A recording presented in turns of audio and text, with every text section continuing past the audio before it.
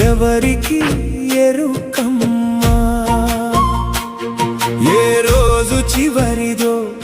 ఏ మాట ఆఖరిదో ఎవరికి తెలుసమ్మా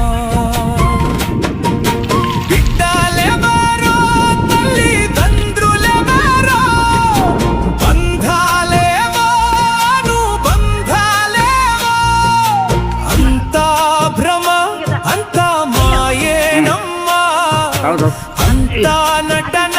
అంతా నాటకమమ్మా